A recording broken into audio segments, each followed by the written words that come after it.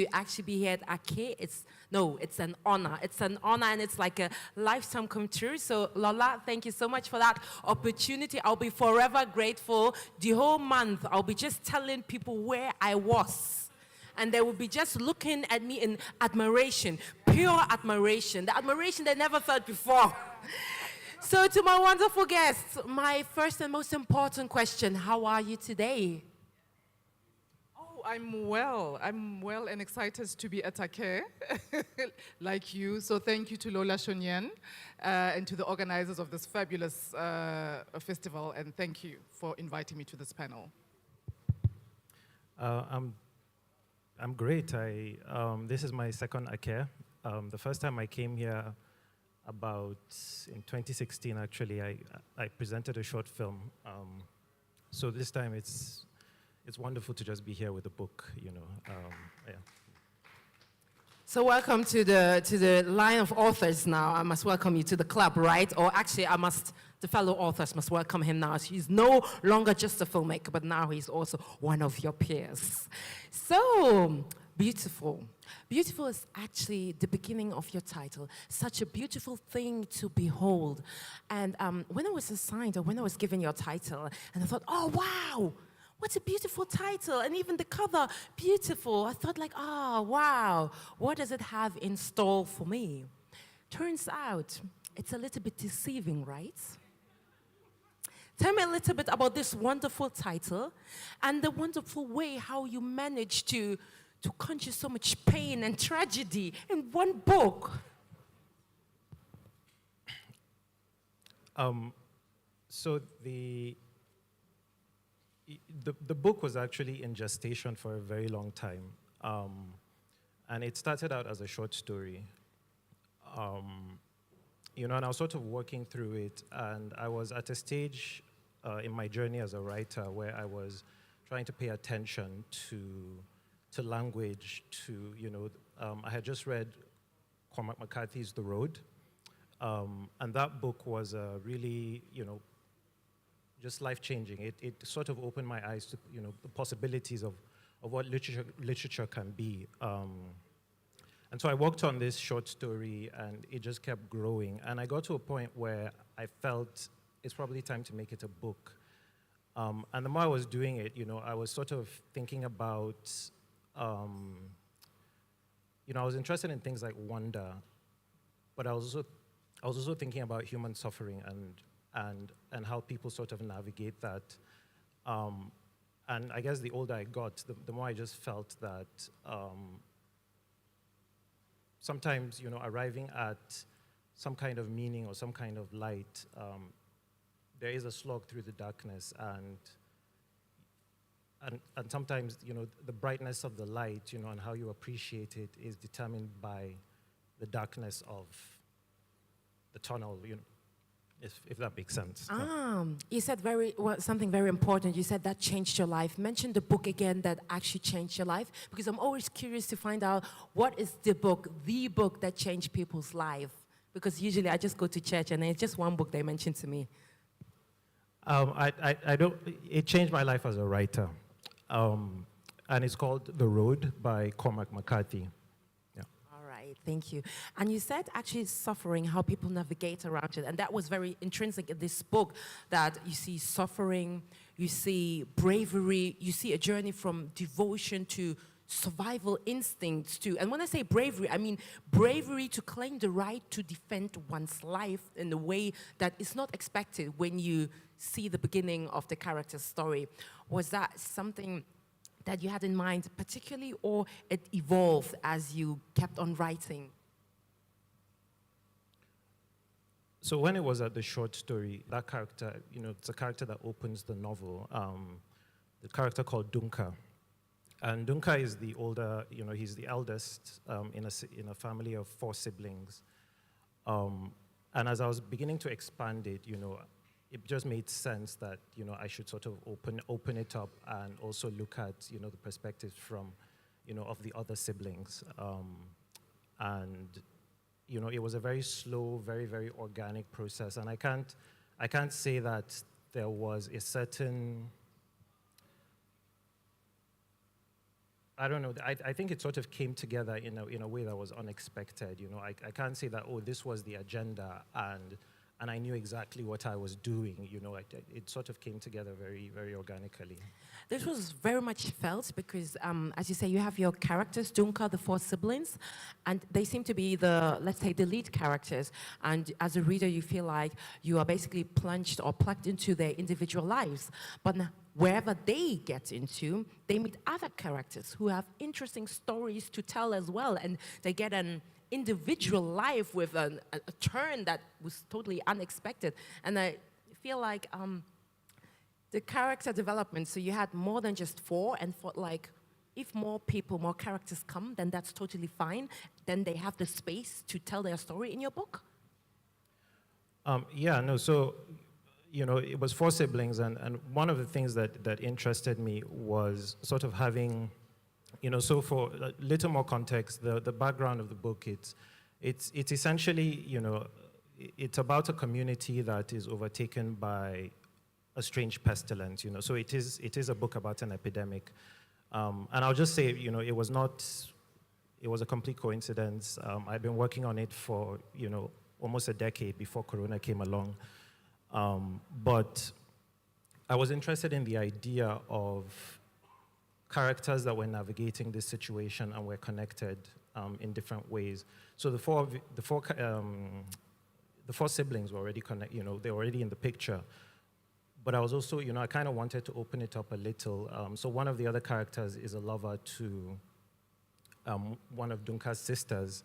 And then the other character is essentially an outsider, you know, and I think I wanted to sort of bring about that outsider's perspective because it is a very closed society. The rest of the world sort of shuts them off and doesn't really, you know, just give a damn about them. They literally like build barriers around this community to contain what is happening because they don't understand it.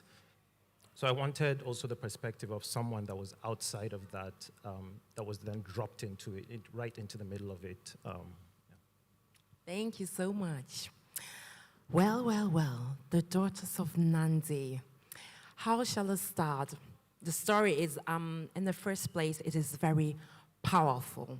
It is very powerful. It tells the story of a woman, a queen, and it is very much interwoven with historical facts. Somebody that has no roots, does not know anything or not a lot about South Africa, learns a lot about this, is very much introduced into its history, into his kingdoms. And what was particularly intriguing was Queen Nandi's forcefulness and the way she describes the wrongfulness that has been done to her and the consequences. So first of all, why Queen Nandi? Well, Queen Nandi, as you've rightly said, I mean, she was the mother of one of the greatest kings, I think, of all time. So a bit of context, if you're not a reader or follower of South African history, King Shaka was one of the kings that actually put together the Zulu nation.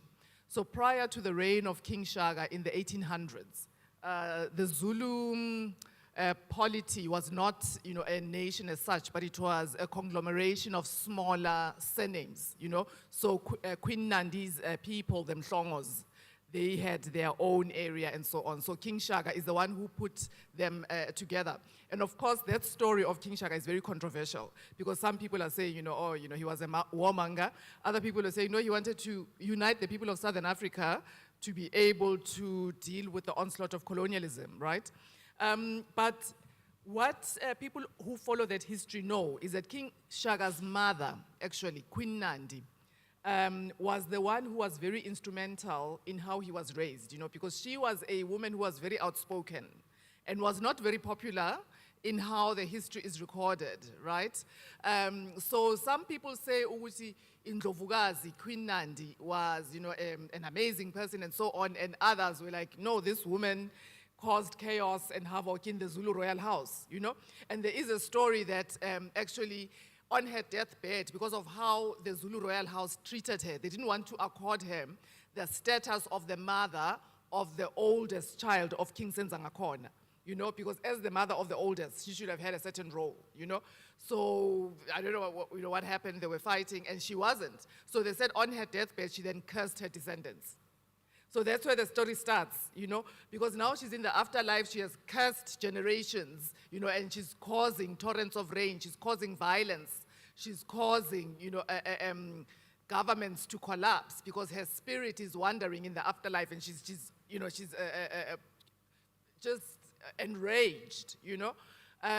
So can she then call on her descendants, the three characters, Kia, 100 years later, Amangwe 200 years later, you know.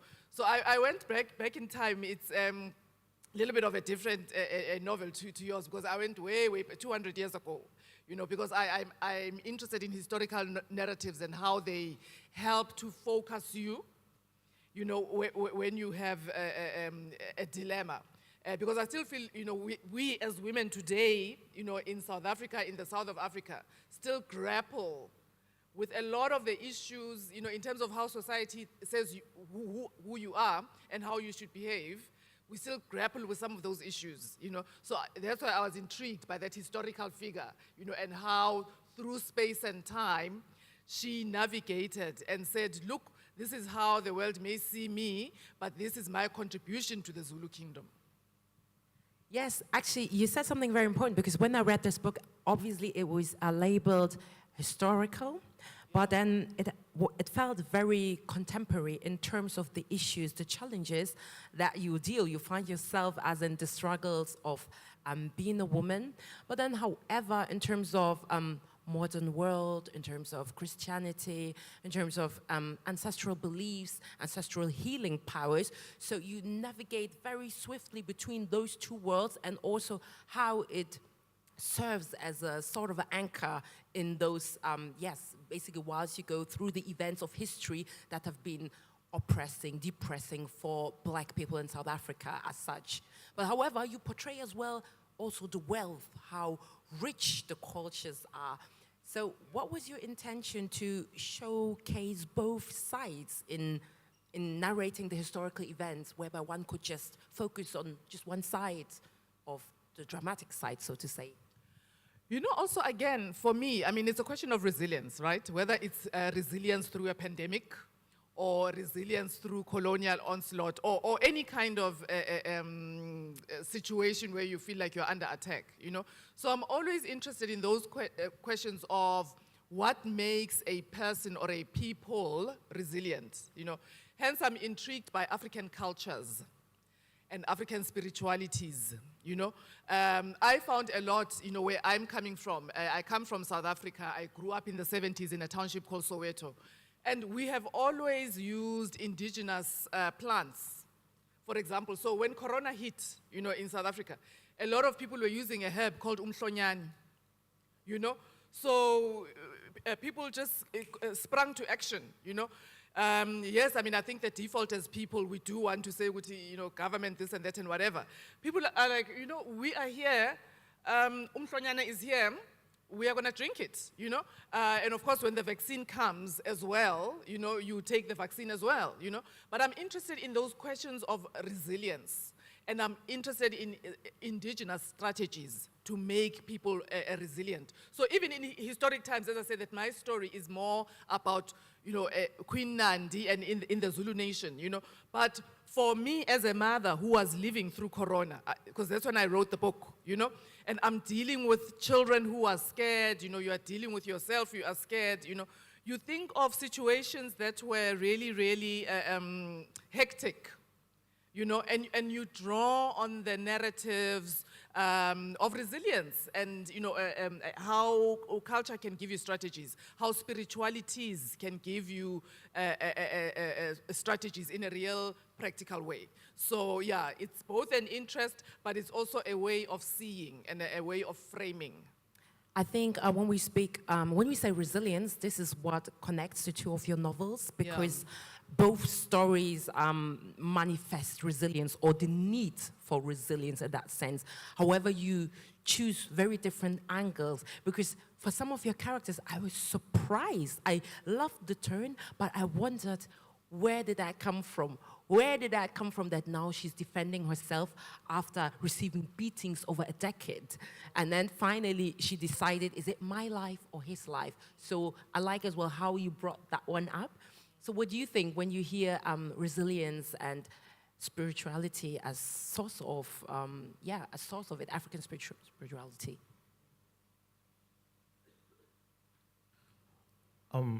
So I mean, you know, resilience is, you know, it's the winters, it's the toils, it's the things that you endure, you know, and it's the process. It's, you know, it's that passing through a fire, right? That sort of, I don't know, it brings out, you know, the qualities, or, you know, and it not to sort of glamorize, you know, suffering in any way, of course, you know, but things happen, you know, things happen to you. You live through life, and life hits you, you know, in so many different ways that you just can't imagine, and, you know, and you just, you know, you go through it, you know, and I think one of the ways that we sort of, you know, just as human beings, is that there is a huge, we have a huge ability to sort of come out of it, you know, much stronger. It just makes me think of, you know, where I'm currently living and studying, you know, in a part of British Columbia, and how there are these pine trees, you know, they're called ponderosa pines, you know, and they're ancient trees. And because of sort of the nature and the climate, you know, the climate and just how given the, you know, that terrain is to wildfires and everything, these trees have evolved to the point that they're actually fire resistant. You know, and so when the wildfires come, you know, and they sort of burn, you know, they burn the bark and everything, the trees also have a scent, you know. So I don't know, they're these sort of, you know, remarkable things that have come out of, you know, just the difficulties. I mean, in terms of, you know, spirituality, so, you know, the book, so for me, part of the book is me trying to, I guess, like, engage with part of my maternal history, my maternal culture, you know, culture passed through my mother. And the book features a language called Ngas. And Ngas is a, you know, it's a language in Plateau State in northern Nigeria.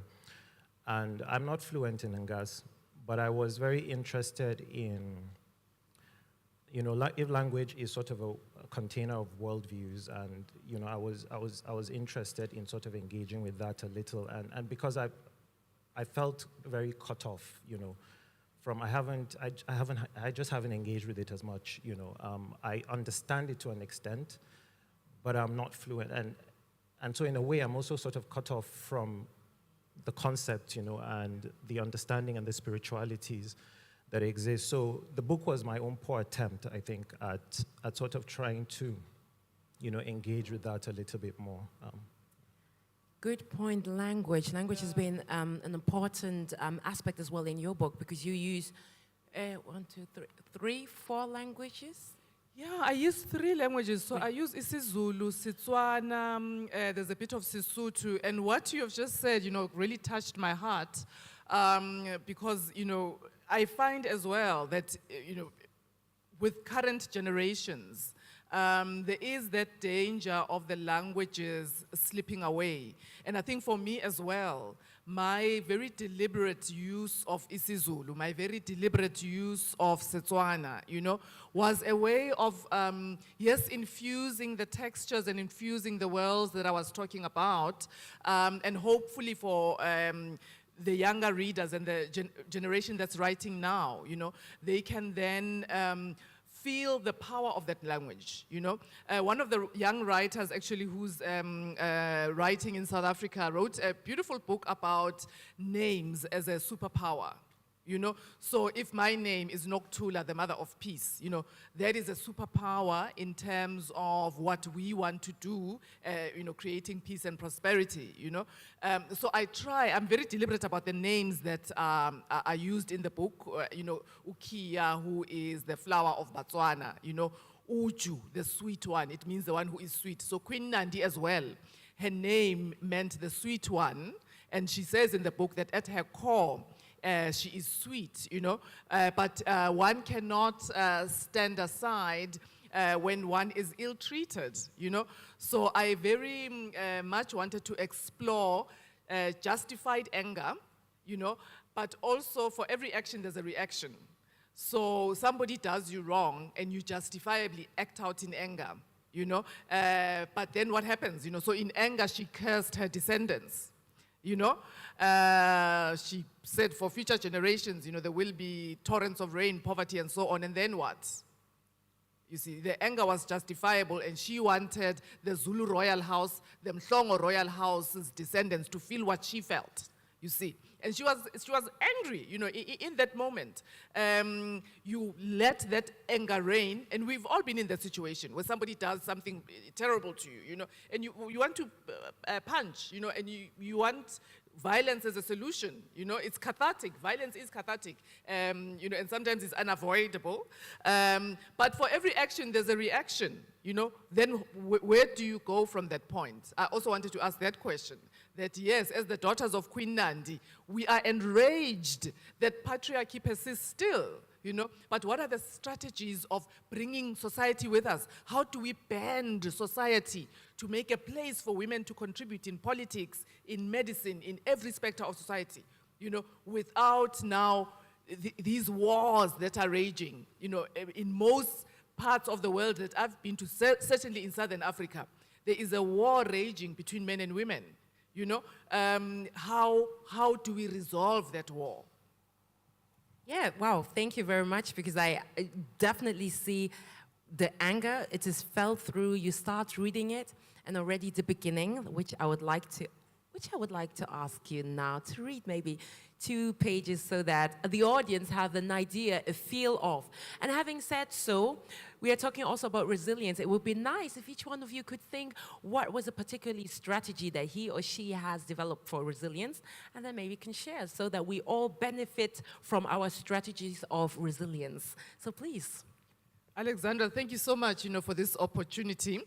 So I just thought, look, let me just read the first, maybe read the first page where it's actually the voice of Queen Nandi speaking, because I wondered that this woman who lived 200 years ago, how did she sound? There was no Twitter back then or whatever that can capture, but we all know about her. So I was curious as to how she sounded and what were her issues, So this is the book, The Daughters of Nandi, published by Paivapo, Zukiswa Werner's Paivapo.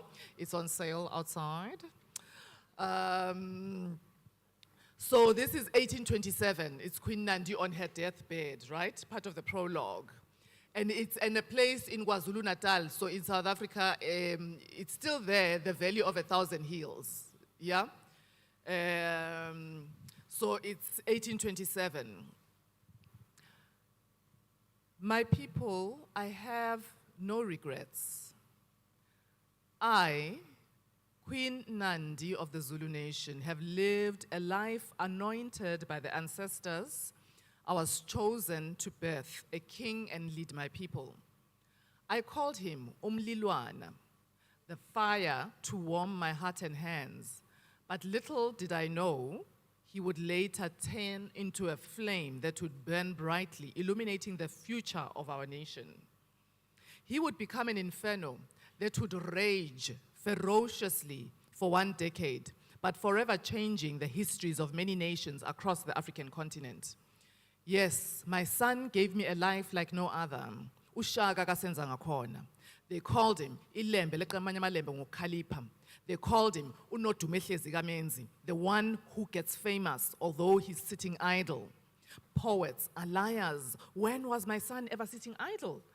The African ant, ever frenetic, would have been ashamed into a stupor of helplessness by Shaka's boundless energy, his tirelessness, the sharp spear of the Zulu nation. Indeed, even as I birthed him, welcoming him into the world, I could sense that he would raise me up above nations, Ushaka Gashayegi, undefeated in life and in death. There, the poets were right. My people, I will say it again, I have no regrets about my life.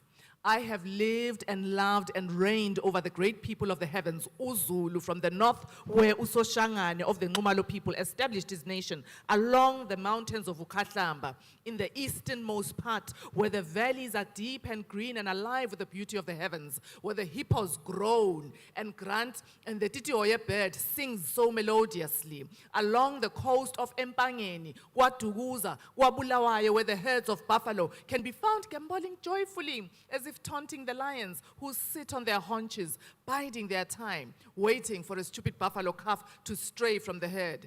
A land so beautiful, it seems to stop time in its tracks and demand admiration from all in its presence.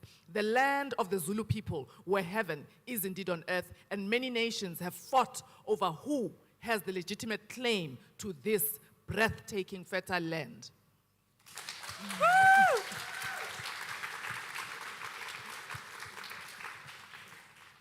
What can I say? Can you imagine now how I was slightly feeling when I read it? It was cold. I come from Hamburg, Germany. It was cold, gray, and I was reading this, and it suddenly gave me this kind of, this was my normal posture, and then I read it, and this was my after posture that I carried through the day. But now that you have read it out, the power, you've just filled the entire room. Although we did not understand every word, sharing this with us. Well, land is very spiritual, I think, for a lot of African people, you know, and certainly in South Africa, we share a lot of that with Zimbabwe, where, you know, if you go back in time and imagine the battles that have raged, you know, and Unandi as well as a mother, that she wanted to secure a future for her children, you know.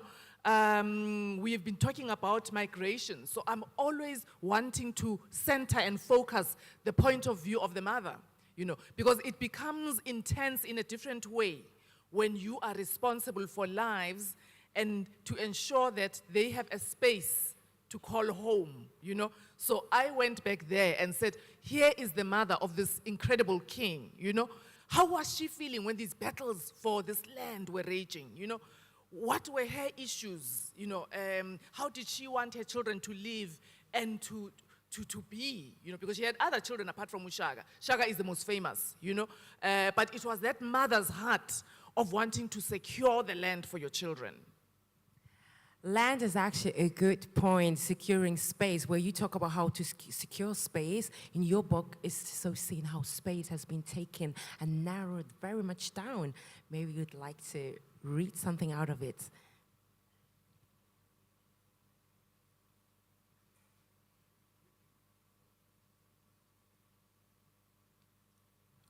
So a little context. This portion I'm reading is from the perspective of a character called Panmun.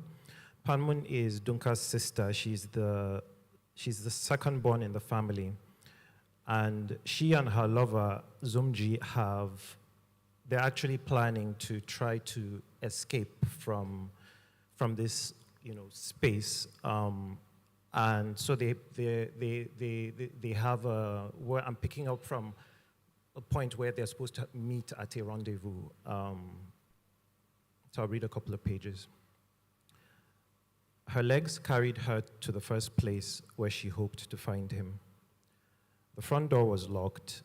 She went around the house to the backyard where he slaughtered and skinned his game. The slab of concrete permanently tinged with the crimson of blood, the long branch of a smooth dead tree from which he suspended larger animals for skinning, the spit where he roasted or singed hair off hide, the empty room where he stored his traps and hunting tools. An ancient motorcycle stood defiantly against a far wall, its tires deflated and useless, Zumji's father's motorcycle. The door to one of the grain silos was open, and the chattering of maize against metal was coming from inside. She waited. A few seconds passed, and a boy of about 13, wearing only a pair of shorts, climbed out. There was a bowl of maize in his hand. He nearly dropped it when he saw Panmun. "Good afternoon, Auntie," he said. He seemed small for his age, as were most kids these days.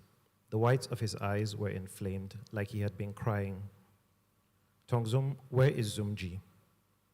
"I haven't seen him."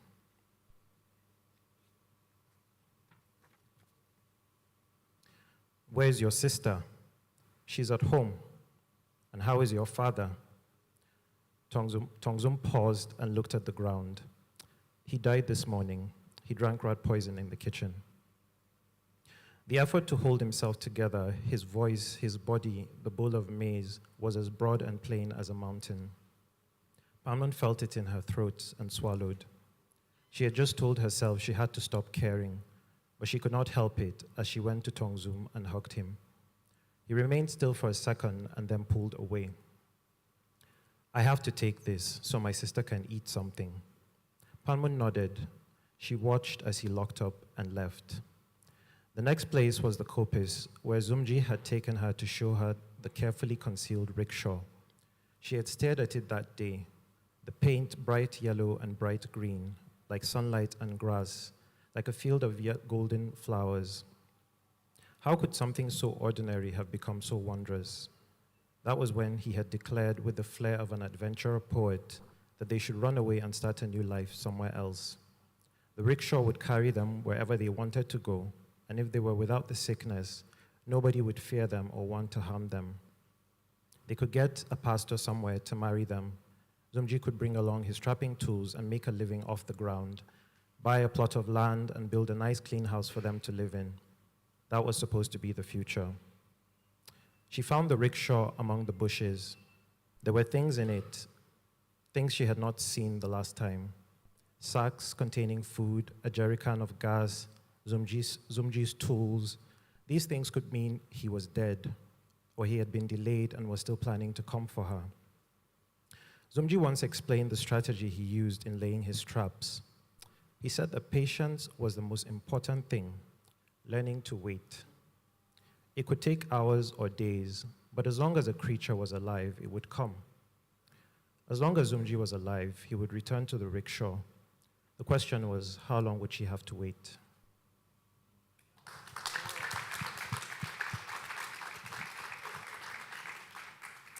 Wow, thank you for this. One thing that struck me about the characters as well, despite their sufferings, despite their sorrow, they still find a place in their heart to bring out compassion.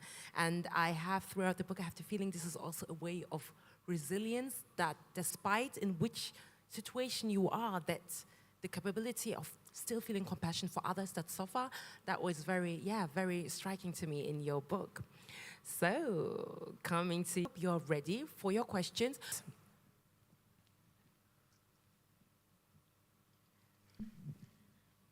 Thank you so much. Nokutula, could you speak a little bit to the type of historical research you did, and if you found anything that surprised you?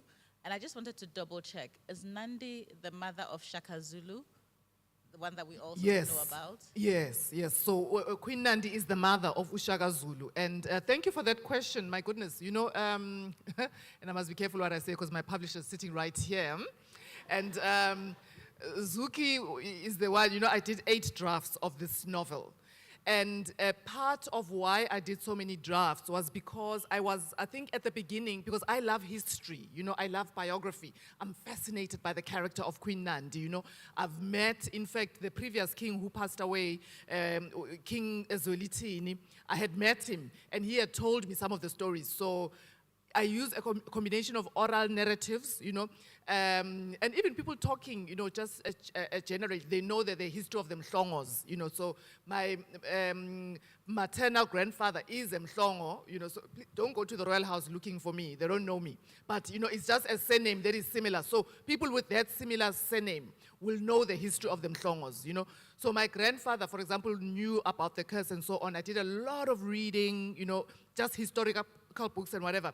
But the beauty of an editor is that they will tell you when you are now dry and historical and not interested, because you have to weave a story at the end of the day, you know. And I was very, very fortunate that Zuki did organize for me a workshop with the great Buka shortlisted Maza Mangeste. I have a certificate. I do have a certificate. I sent it to my publisher. I said, see, I completed the course. Because here they teach you, don't bore people with historical facts, because a novel is first and foremost entertaining, you see. Yes, obviously it was for me to keep myself together through the pandemic, I was trying to draw on those strategies of resilience, but you don't want to bore people. So that was a challenge for me, because I can give you we can sit even outside, I'll tell you all the nice history, but all of that had to be thrown out, because you are not in school, it's not a history lesson, right? Yes, it's a book, it's fiction, you are reading it to be entertained. Thank you. Next time, bring the certificate for all of us to look at it. I do, for some guests. Then we put it on the screen. Yes, please. In the middle. Okay. Ma, can I have your book, please?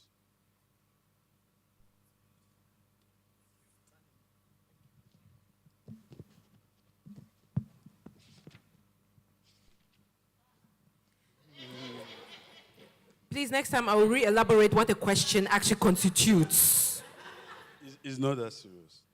So, your novel, I'm reading the dedication. It says, for my mother, Esther, Kassit moi, Turaki, you carried my dreams so far, now may they carry you. I got the novel yesterday, and I've not read it yet. But when I saw this dedication, I was like, this is the most heartfelt dedication I've ever read. So now when you don't go, when your dreams don't come true, I just want to know, like, what was the first thing you did for Momsi?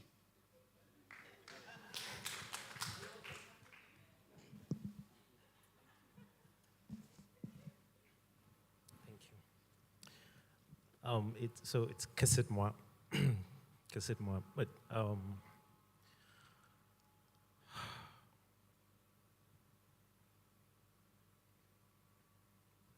take as much time as you need.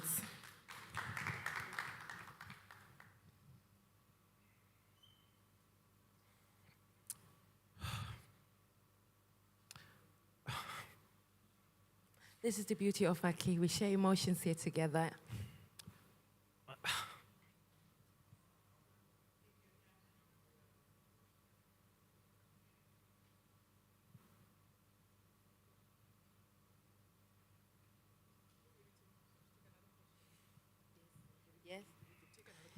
Let us take another question whilst we ponder about it. Madam, please. Good afternoon, everyone. My question is for Umar. I don't know if it's an appropriate time. I can come back later. Okay.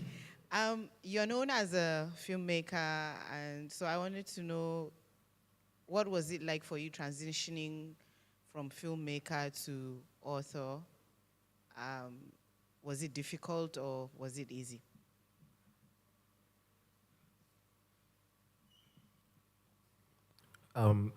First of all, I'll just start by saying that it's never easy. But,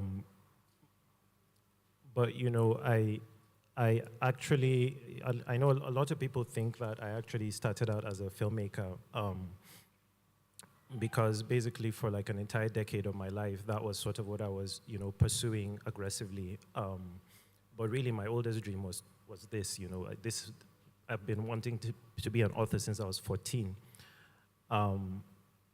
And filmmaking came along, and it became a way to pay the bills. I worked as a screenwriter in the industry, and also a director for hire. I feel, so I haven't had much of a transition. Rather, I feel like I've been sort of navigating like a liminal space between these two, because I've often felt very conflicted, as if these two sides of my creativity were like butting their heads against each other. And I was also always trying to think about how do I resolve it. And so as a result, I think I compartmentalized my imagination. And I felt like there were certain stories that I could only tell as a filmmaker, and there were only stories I could tell as a writer. And I made a few short films, some I'm very proud of. Of course, with the distance of a few years, you look at them. Some of them were made with very, very difficult under difficult circumstances. And unlike writing, where you just sit and invent something and write it without, any sort of